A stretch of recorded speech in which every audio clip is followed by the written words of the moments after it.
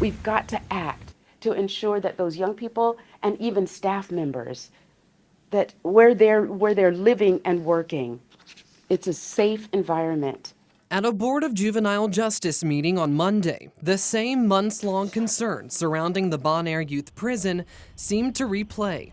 Since October, CBS 6 has reported on staffing shortages, lockdowns, conditions of confinement, and security issues, including repeated reports of residents lighting fires in their cells. And then on Friday, news broke that a former correctional officer was arrested for allegedly sexually assaulting a teen girl at the facility back in May 2024. And I don't also need to rehearse for you all the incidents that have made the news as of late. And it's unfortunate that I hear even more that is not reported on the news. Advocate and attorney Valerie Slater of Rise for Youth presented board members with 4 complaints that she says were submitted by parents of Bonaire residents. Their identities were withheld, she says, due to fears of retaliation. Please let their voices carry weight with you. Let their needs be heard by you. The complaints allege that youth are denied access to phones to call home, are locked in their cells for up to 24 hours at a time, during which they cannot shower, reductions in visitation opportunities, and worries that counseling services are not being fulfilled. In response, a DJJ spokesperson says the department is alarmed by the vague allegations and would like to fully investigate to determine the accuracy.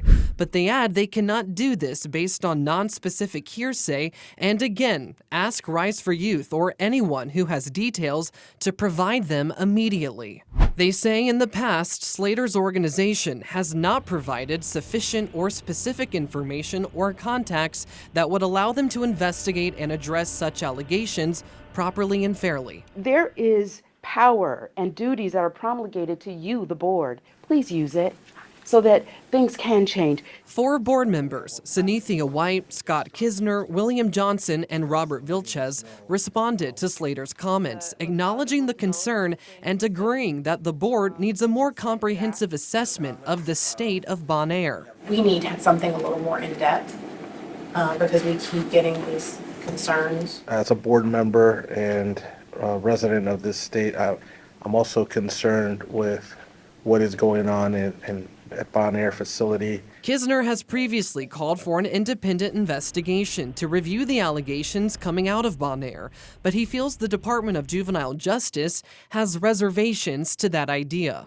I remain a little puzzled why we would be hesitant. So he again echoed his request on Monday. I very much would like to know that the young people are taken care of, that they're safe, that the day is structured in a way that doesn't create boredom, because boredom creates mischief.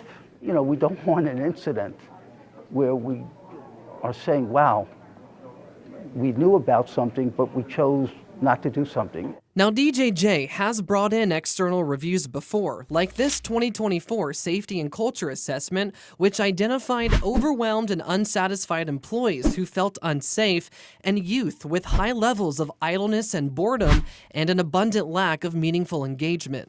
Kisner says, to his knowledge, that report was not discussed among the board. And it seems like we're dismissive when we get a report that says you could do better. And I believe we could do better, but I believe even the best could do better. So we'll see what happens. Now, DJJ Director Amy Floriano was not at today's meeting, and no one from the department was available for an interview when I asked. In a written statement, a DJJ spokesperson says the board, quote, has neither made a request, either in writing or through a vote, nor specified parameters for an investigation into Bonaire Juvenile Correctional Center. I'm Tyler Lane for CBS 6 News.